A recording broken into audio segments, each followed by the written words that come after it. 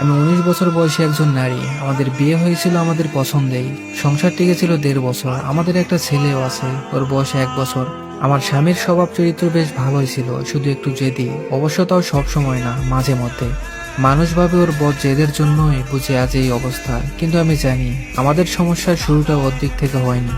সব সংসারেই তো টুকিটাকি কিছু সমস্যা থাকে, ওরকম আমাদের মধ্যেও মাঝে সাথে ঝগড়াঝাটি হতো।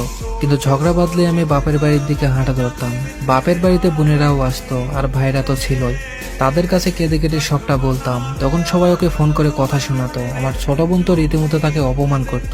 আমার কাছেও মনে হতো, ঠিক আছে, কত বড় সাহস আমার সাথে লাগতে আসে, আমাকে নিজের মতো করে নাচাতে চায়।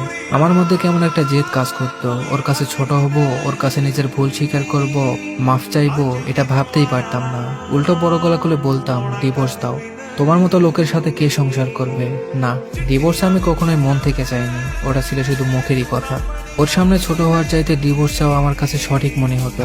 একদিনের কথা আমার এখনো মনে পড়ে। সেদিন একটা ছোট ব্যাপার নিয়ে তর্ক করতে করতে দুজনেই খুব উত্তেজিত হয়ে পড়ি। রাগে আমার শরীর কাঁপছে, যা মুখে আসছে তাই বলছি। তুই তুকারি, গালিগালাজ, অপমান কিছুই বাদ যায়নি। এক পর্যায়ে সহ্যের বাঁধ ভেঙে ও আমার গায়ে হাত তুললো। এর আগে কিংবা পরে কখনো আমার গায়ে হাত তোলেনি, কিন্তু ওই একটা থাপ্পড় ওটাই যথেষ্ট ছিল। আমি বাপের বাড়ি চলে গেলাম। আর হ্যাঁ, বরাবরের মতো এবারও নিজের দিকটাই না বলে খালি ওর দিকটাই বলে গেলাম। মানুষের দোষ দিয়ে কি লাভ? সবাইকে যা বলছি সেটার উপর ভিত্তি করেই সবাই বিচার করছে। পরিবারের সবাই বলল, এমন ছেলের সাথে সংসার করার কোনো দরকার নেই, মামলা ঠকে দাও। আমি সবার পরামর্শে মামলা করলাম। ওর নামে নারী নির্যাতনের কেস করা হলো। খুব দ্রুতই ওকে পুলিশ ধরে নিয়ে গেল। ওর পরিবার থেকে মুরব্বীরা এসে বারবার অনুরোধ করলো আমি যেন এই কেসটা তুলে নেই। ভেতরে ভেতরে আমিও চিন্তা করলাম, আচ্ছা, আমার স্বামী কি আসলেই জানেন? ও কি কোনোদিন নিজে থেকে আমার গায়ে হাত তুলেছে? আমি যদি ওকে এত কথা না শোনাইতাম, তাহলে কি ও আমার গায়ে হাত তুলতো? আমার বাবা মা আমাকে বুঝিয়েছিল, আমি যদি এত কিছুর পরে ফিরে যাই তাহলে ভাববে আমি বুঝি অসহায়, আমাকে আরো পেয়ে বসবে, আমার উপর ইচ্ছা মতো ছড়ি ঘোরাবে। একবার গায়ে হাত তুলেছে মানে বারবার একই কাজ করবে। কাজেই নিজে থেকে ফিরে যাওয়া তো প্রশ্নই আসে না। কিন্তু আমার মনের ভেতর কেমন যেন চিৎকার করে বলতো, ও তো এমন লোক না। ও যেদিন আমার গায়ে হাত তুলেছিল সেদিন হাত জোর করে আমার কাছে মাপ চেয়েছিল। এসব ভাবতে ভাবতে আমি মামলা তুলে নিলাম। তবে ওর কাছে ফেরত গেলাম না। কিছুদিন পর দুই পরিবার থেকে বিচার সালিশ হলো। সবার কাছেও দোষী প্রমাণিত হলো। সবাই ওকে নানান কথা বোঝালো, উপদেশ দিল। তারপর আবার সংসার শুরু করলাম।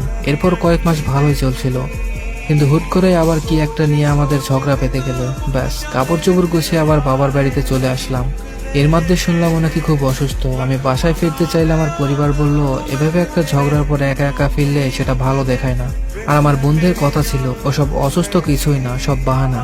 আমরা চাচ্ছিলাম ওই পক্ষ থেকে কিছু আত্মীয় স্বজন এসে ভুল স্বীকার করে আমাকে হাতে পায়ে ধরে নিয়ে যাক, কিন্তু এবার কেউ আসলো না। এর কিছুদিন পর ও আমাকে ডিভোর্স লেটার পাঠিয়ে দেয়।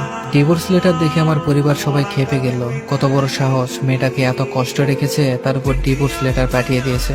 সবার কথাই আমার কাছেও মনে হলো, ঠিক তো, কত বড় সাহস, আমাকে ডিভোর্স দিতে চাই। ওর সব ভুলগুলো চোখের উপর ভাসতে লাগলো। মা বাবা মনে করিয়ে দিল, ও হলো সেই ছেলে যে কিনা আমার গায়ে হাত তুলেছে। প্রতিশোধের আগুনে জ্বলতে জ্বলতে আমিও ঠিক করলাম, এবার ডিভোর্সই দিব।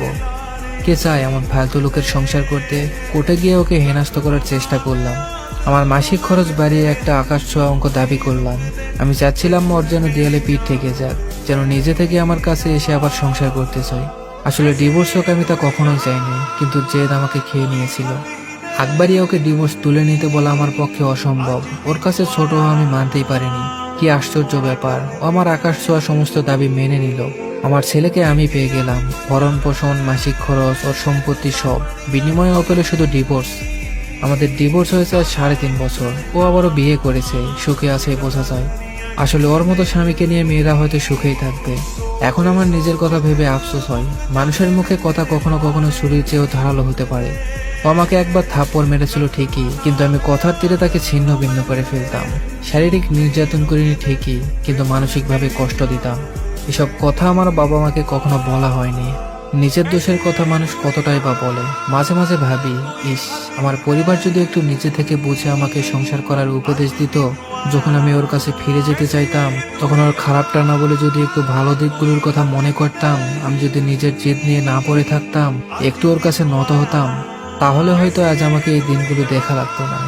আজ আমার ভাই বোন, বন্ধু বান্ধব সবারই নিজেদের সংসার আছে, কিন্তু ছোট্ট একটা ভুলে আমার সব শেষ হয়ে গেছে। তাই দোয়া করি আর কারো যেন এমনটা না হয়।